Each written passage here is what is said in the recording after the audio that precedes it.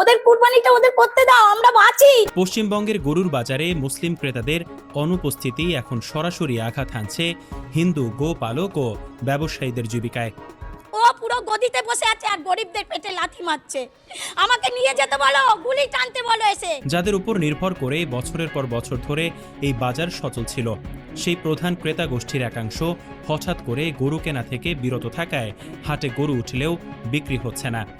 আমরা গরু বেচি খাই, তাহলে আমাদের মোদি ঘরে ঘরে চাকরি দেখ, একটা দুটোকে চাকরি দেখ, তাহলে আমরা তাই করে খাবো। ফলে সবচেয়ে বড় ধাক্কাটা লেগেছে হিন্দু খামারিদের ওপর, যারা ঋণ করে ধার করে গরু লালন পালন করেছেন বিক্রির আশায়। এখন সেই গরু অবিকৃত থেকে যাচ্ছে, বাড়ছে খরচ, আর প্রতিদিনই তারা ডুবে যাচ্ছেন আর্থিক অনিশ্চয়তার গভীরে। স্থানীয় সূত্রগুলো জানায়, আগে যেখানে হাটের দিন মানেই ছিল ক্রেতাদের ভিড়, দরদাম আর দ্রুত বিক্রি, সেখানে এখন দীর্ঘ অপেক্ষা করেও অনেক সময় কোনো ক্রেতা মিলছে না। গরু বিক্রি না হওয়ায় খাবার, পরিচর্যা ও পরিবহন ব্যয় বাড়ছে, যা খামারিদের জন্য বড় ধরনের চাপ হয়ে দাঁড়িয়েছে। খামারিদের সঙ্গে কথা বলে জানা গেছে, আমি তো হিন্দু লোক, আমি তো দাস, আমি ব্যবসা করি খাই, তাও তো অসুবিধা হয়েছে, কি করবো? না বেচাকেনা নেই, ভয় কিনছে না কেউ, পুলিশ ধরবে বলে ভয় করছে, কেউ কিনছে না। আবার চাষিরও অসুবিধা হয়েছে।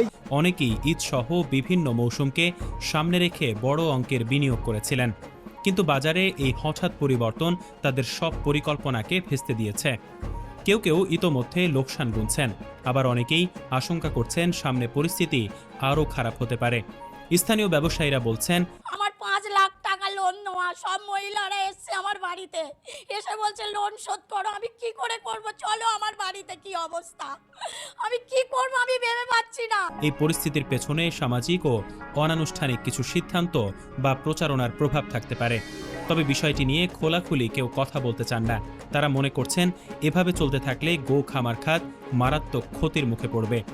অর্থনীতি সংশ্লিষ্টদের মতে, কোনো বাজার যদি নির্দিষ্ট একটি ক্রেতা গোষ্ঠীর ওপর বেশি নির্ভরশীল হয়, তাহলে সেই গোষ্ঠীর আচরণে পরিবর্তন পুরো বাজার ব্যবস্থাকে অচল করে দিতে পারে। পশ্চিমবঙ্গের বর্তমান গরুর বাজার তার বাস্তব উদাহরণ হয়ে দাঁড়িয়েছে। মুসলিম ক্রেতাদের অনুপস্থিতিতে গরুর বাজারে তৈরি হওয়া এই অচলাবস্থা হিন্দু গো পালকদের জন্য এক গভীর সংকটে রূপ নিয়েছে। দ্রুত পরিস্থিতির পরিবর্তন না হলে তাদের অনেকেই এই পেশা ছেড়ে দিতে বাধ্য হতে পারেন বলে আশঙ্কা করছেন সংশ্লিষ্টরা। ডেস্ক নিউজ, অগ্রযাত্রা প্রতিদিন।